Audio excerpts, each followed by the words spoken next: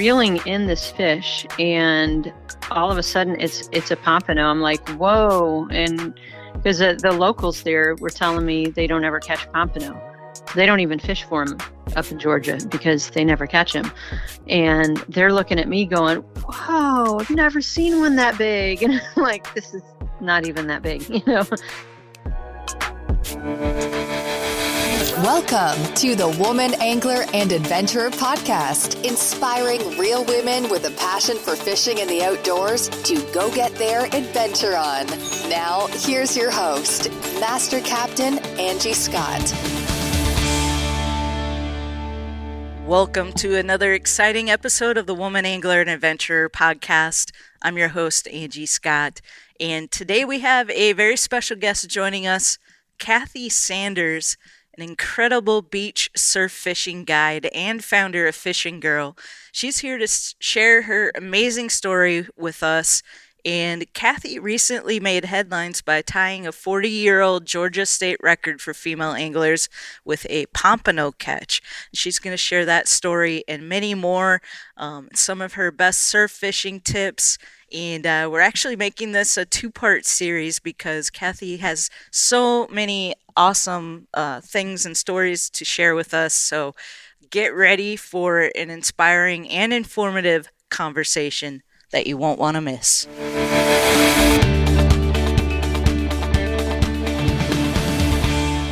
We've been jumping around topics here a little bit, talking about conservation and hunting and some other things, but I'm excited because my personal passion, as you all know, is fishing, and I'm excited to talk fishing today with my special guest, Cathy Sanders. Cathy, welcome to the podcast. Thank you. It's awesome to be here. Yeah, and you're down in Florida, so you're making me daydream about one of my favorite states that I get to spend some time in over the winter months. But you're actually on the other coast, the East Coast. So excited to learn more about that, and we're going to talk about a lot of things today. One of those is one of my favorite activities that I don't get to do as often as I'd like to, which is surf fishing. And I'm excited to learn a lot more about that from you today. So to start off, if you could just start by telling us a little bit about yourself and your journey into fishing, kind of what got you passionate about it, and especially since from what I've read in your background, like you didn't really have any family members who fish, so that's kind of unusual. Usually that's where people get into it from. So tell us a little bit about your story. Yeah. I really don't remember like who actually taught me first how to fish. I remember fishing with people and in places. I think I've always been like passionate about nature and wildlife. One of my earlier memories when I was just really young is going down to a neighborhood pond, and I would get in the water like everybody's trying to catch these fish in like little what do they call them, like goldfish and things like that were in this pond.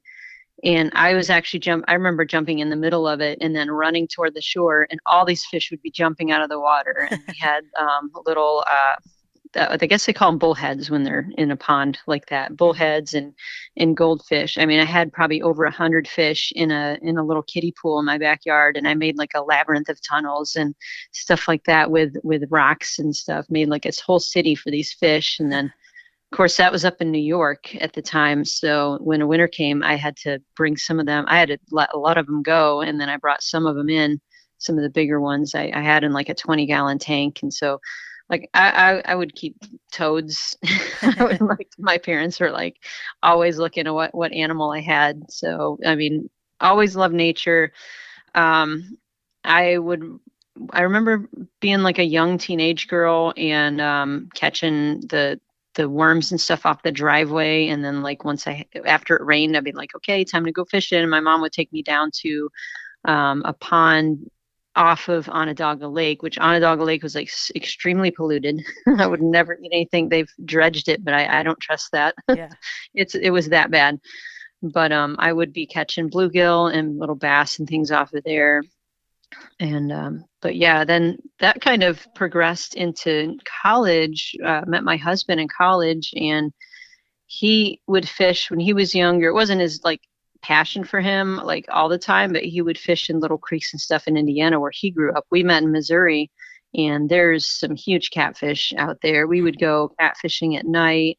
We'd have the lighted bobbers, wading through streams, getting chased by gar. I mean, we had lots of fun Wow. memories from that. It sounds like you're So, pretty hands-on, getting it, right in it. And yep. so makes me wonder if you've ever noodled for catfish. Is that something you've ever I done? I have not. Okay.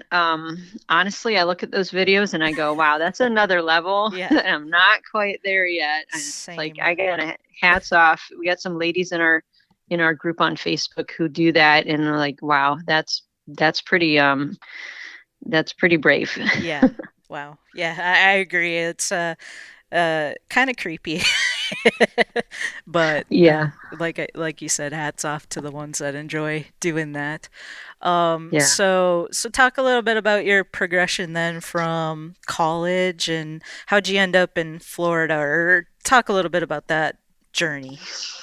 Yeah, yeah. So back, maybe now it's been about almost 10 years ago, we wanted to move to Florida. We actually lived in Florida for a while, but we lived in like, closer in the oven part of Florida. We didn't live near the coast, and we always wanted to move back, but we like wanted to move to the coast. We're Hmm. like, yeah, we're not going to do the oven anymore Yeah.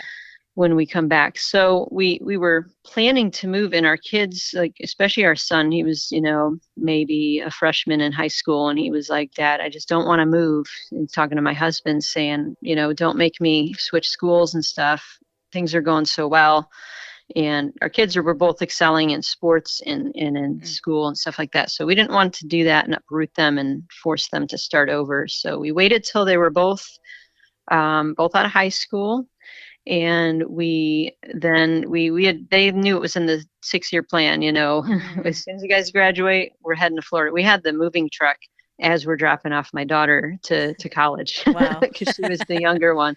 Dropped her off, and then we headed straight down to Florida. And I saw people fishing on the beach when I got down there. I heard, I'd just done freshwater fishing most of my life, Hmm.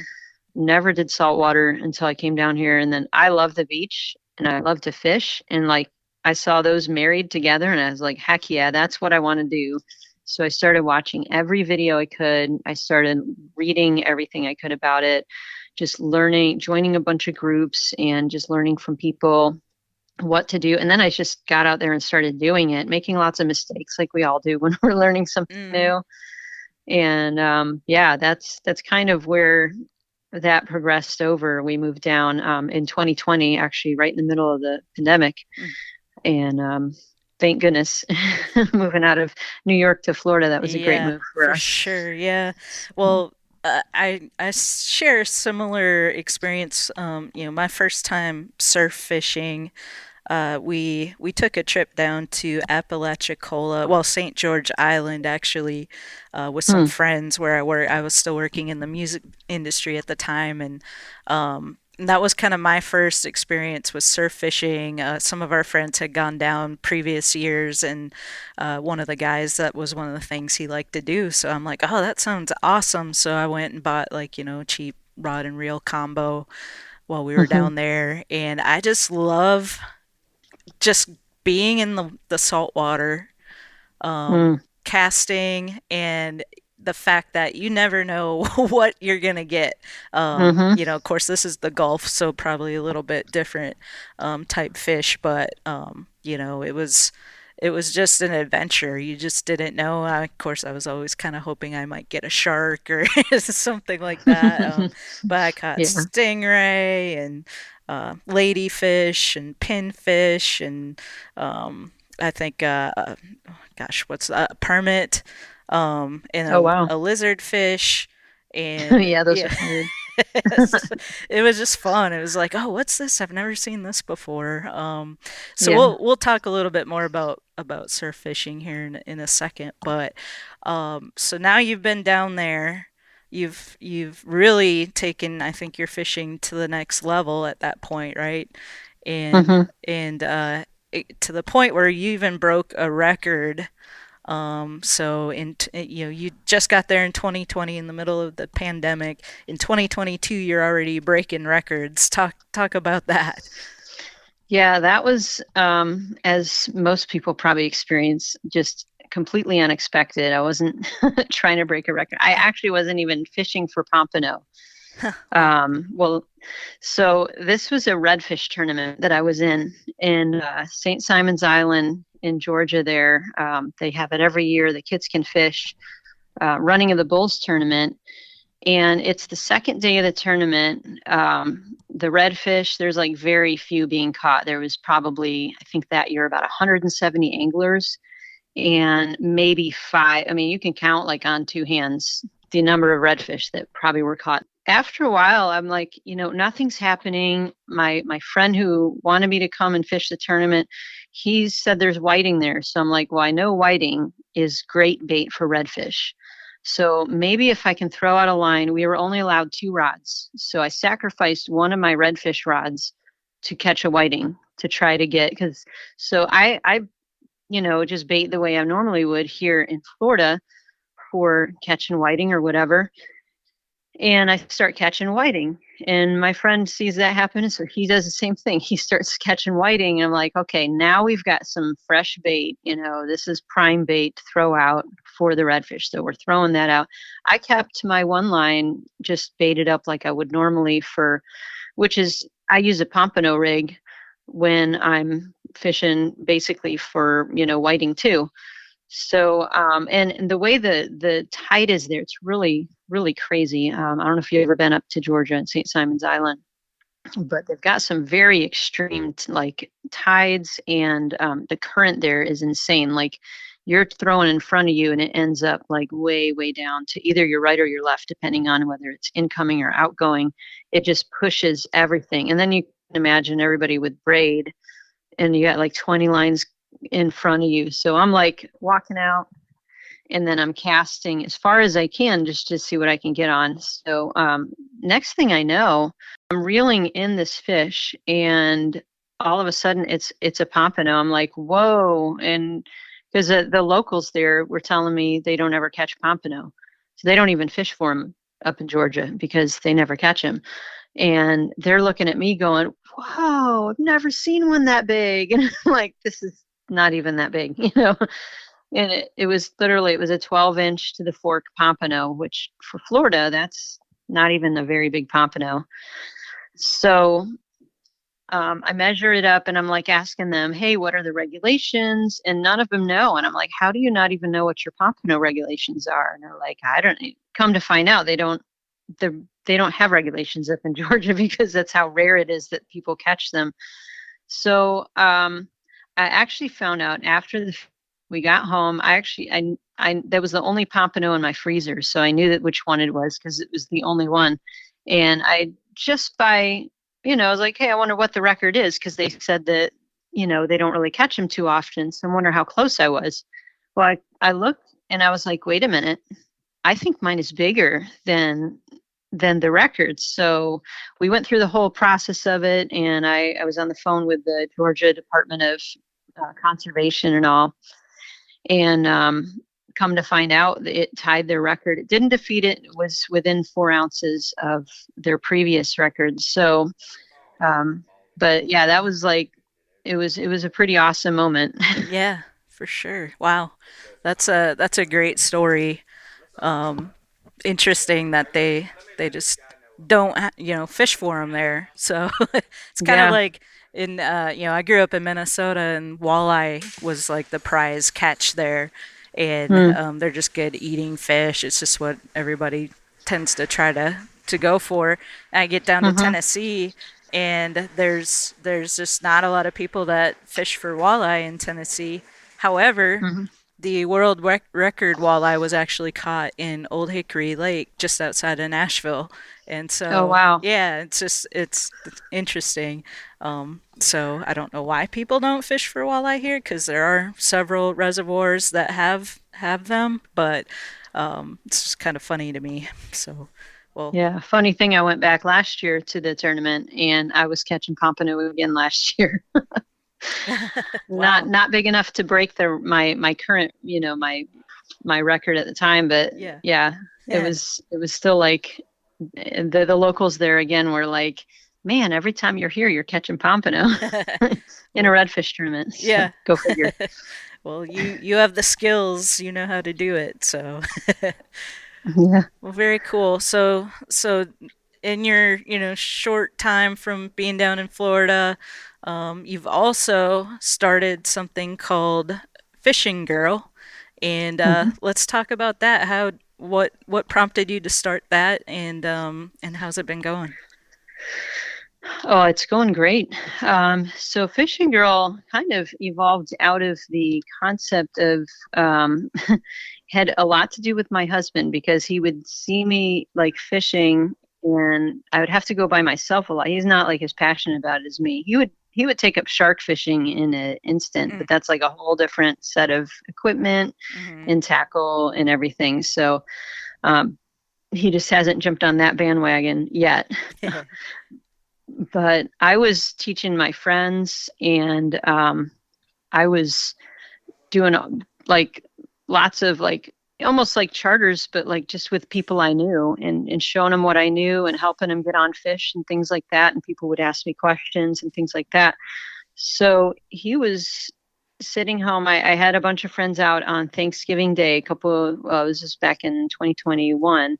And he was like, just like, man, we could be together hanging out and having fun if we had like a boat.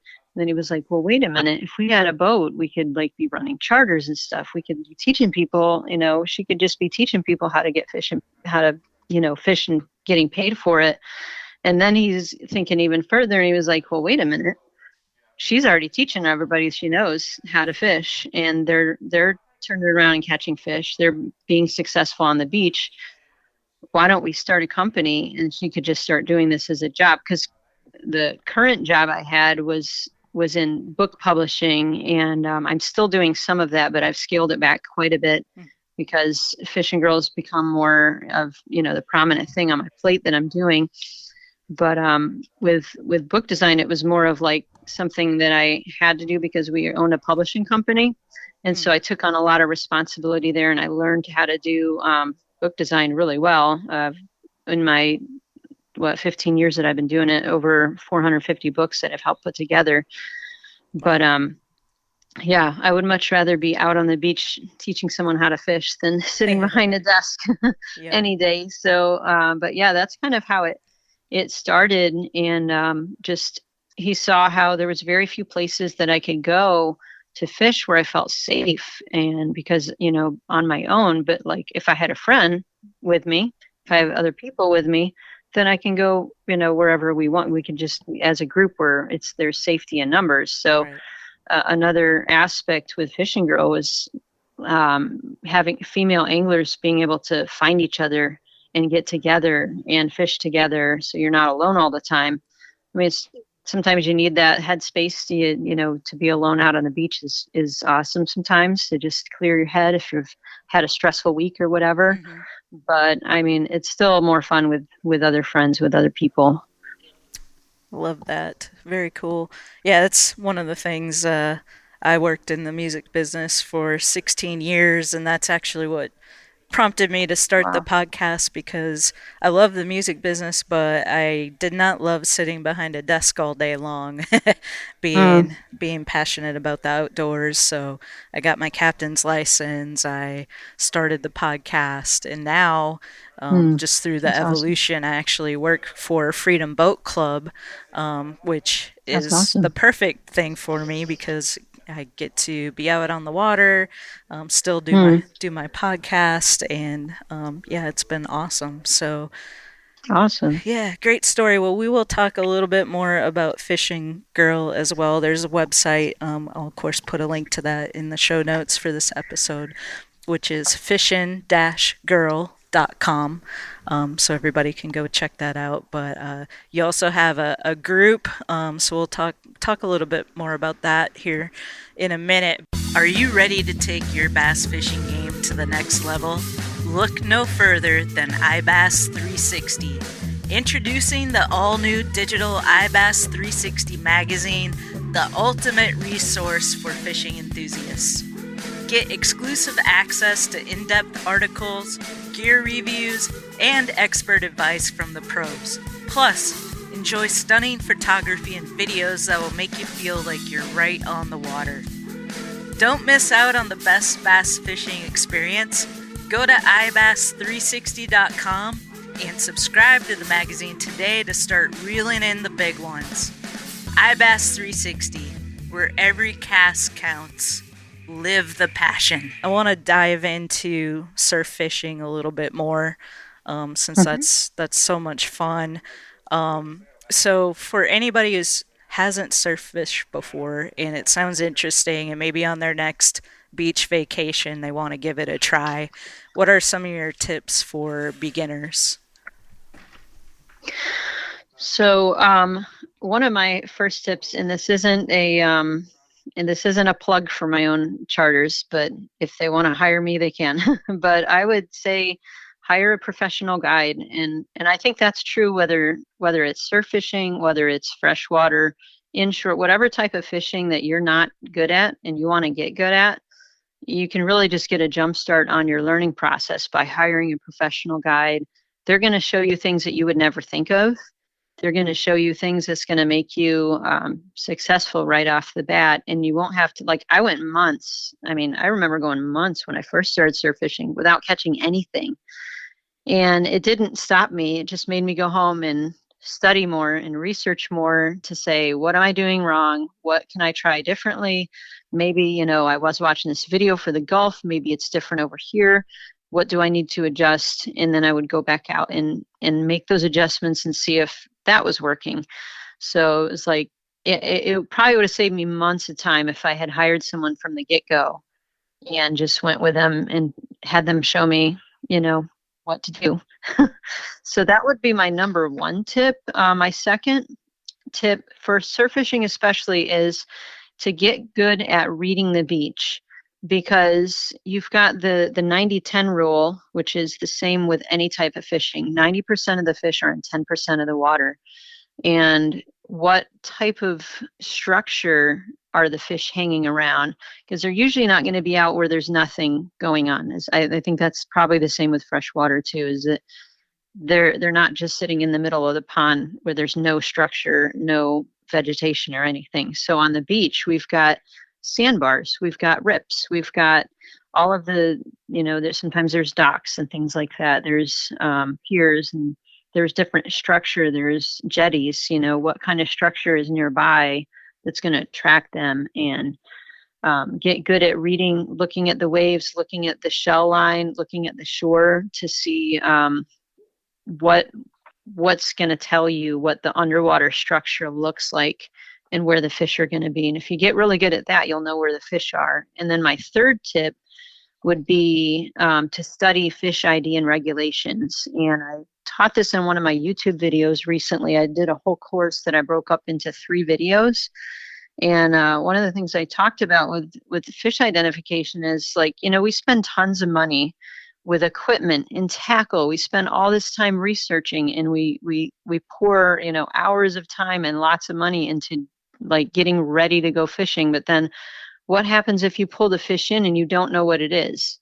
If you can't identify it, and you don't know the regulations, and you don't know where to go to look it up, you're going to have to let that fish go, or you're going to have to risk, having an illegal fish on you, which could cost you a lot of money.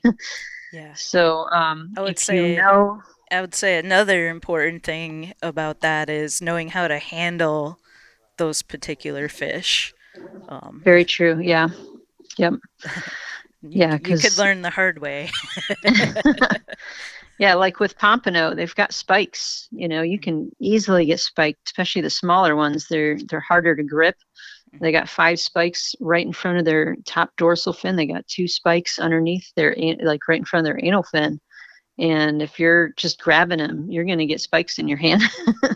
Yeah. Or catfish, they've got barbs. We've got saltwater catfish. For those who are listening who are just freshwater fishing people, we do have saltwater catfish, and they do have barbs. you got to handle them right. Some people just get them off with pliers. I like to grab them with a glove. Now I feel like Hmm. I have more control over the fish if I'm holding it. Hmm. So, but yeah. Yeah, so what type of gear? So maybe and I 100% concur with you on your number one tip about hiring a guide if it's your first time, Hmm. because Yep. it cuts the learning curve in half, and it probably Hmm. will save you more money than what you paid to hire the guide in the long run, Yeah. than if you're just going out there and trying to figure it out yourself. Not to mention time, like you talked about. But after that, so I want to do this on my own. What type of gear and tackle do you recommend for somebody just getting started? So just talking in very basic terms, not getting into like brand names. And I mean, there's like a plethora of Yeah. different surf fishing equipment and stuff out there. Obviously, you're going to need a surf fishing rod and reel. I would suggest 10 to 13 foot. If you want distance when you're casting, you're going to need a longer rod to get there. So even 12, 13 foot, if you can handle something that long, I would, for reels, look for something that's between 5,000 and 6,500 reel. And you want it to be partially sealed because you don't want it to get that saltwater sand into the gearing and into all the internal structure of the reel. Look for something that has at least probably 10 to 13 seals. Mm. Pen spin fisher is great. Pen reels are usually pretty good. I started out with a Pen Battle 3, and that those work pretty good. There's a Akuma makes some great. The Akuma Rockaway is one that I have, 66,000 reel. For rigs, it's really going to depend on your target species. If you're going for like pompano, whiting, whatever's just swimming by, pick up some pompano rigs. There's tons of different ones out there. I mean, like my company makes them. We've got a few that we sell, but there's lots of them out there to choose from. And then the colors of rigs are going to depend on the water clarity that you have. And we'll probably talk about that a little bit later too. But also, you're going to need sputnik sinkers, especially if you're on the East Coast. Mm. You need your bait to stay where you throw it. And so our waves are really turbulent compared to like the Gulf side. Hmm. So 3, 4, 5 ounce sputnik sinkers, depending on the conditions of the surf that whatever day you're fishing. So Gotcha. that's the very basic, not getting into. I have a video on my YouTube channel. It's like everything you need for surf fishing, Oh, and perfect. it kind of goes through a whole outline of like scissors and pliers and a card and buckets and there's lots of stuff. Oh, and a sand spike. You definitely want a sand spike if you're going to be Mm. fishing on the beach, Yeah. because unless you want to hold your rod the whole time, but that can get tiring. It's going to Yeah. tire your arms Especially out if it's because a 13-foot rod and you've got that 6,500 reel. yeah. Could And def- like the sand spikes I use are at least 36 inches long. okay. They're between 36 to 50 inches, depending on how soft the sand is on the beach that I'm going to be at. So, Well, yep. we'll put a link to your YouTube channel in the show notes as well, so it sounds like Okay. you've got a lot of good educational resources I do. I for try to people. help people out a lot. Very cool. So, one last thing before we move on from surf fishing. What are some Hmm. of the challenges that people face out there surf fishing? I imagine you're out there in the elements, so there's a lot of variables there. But what have you observed as some of the biggest challenges? I think some of the biggest challenges, especially for our beaches over here in Northeast Florida, you're going to deal with a lot of tide situations that you're not dealing with other places. We might have a 5 foot swing in our tide and we have high and low tides twice a day. Whereas I think on the Gulf side, you only have one tide change a Mm. day. We've got, yeah, so there's certain beaches, you've got high impact beaches, you've got low impact beaches, and they're better. Those are better in different like tide situations. So if you learn how to fish with the tides and another thing is the rough surf. I mean, sometimes we get out there and it's like 5 and 6 foot waves. Mm. So, you know, if it's a common thing, you've got to learn how to fish in those conditions. Sometimes there's a lot of wind that we deal with. And also, it's the beach. You got tourists. So, you know, if you're going to fish a popular beach, you're going to run into a lot of tourists and them feeling like you're invading their space or you're, you know, messing up their view of the ocean or they're swimming right where your lines are. I've tried to like just caution people that their kids were getting ready to swim right where our, you know, hooks are and sputniks and sharp things and that there might be sharks there and stuff. Yeah. And they got irate.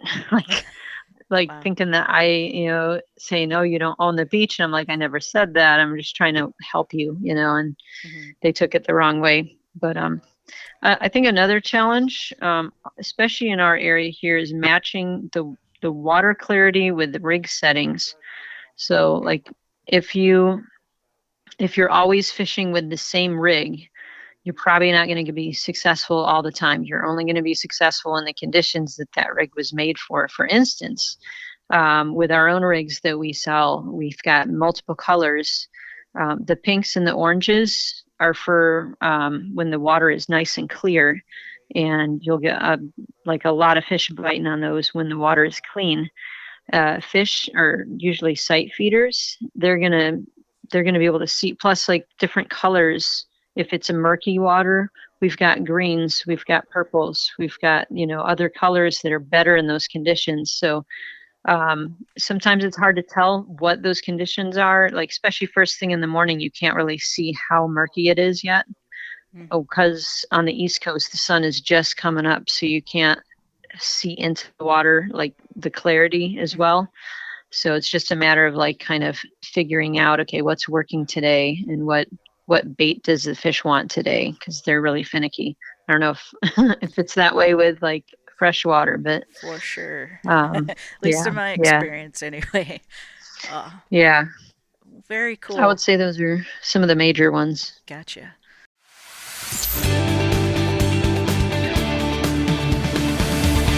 All right, everyone. Thanks for listening. I hope you're enjoying this fun conversation with Cathy.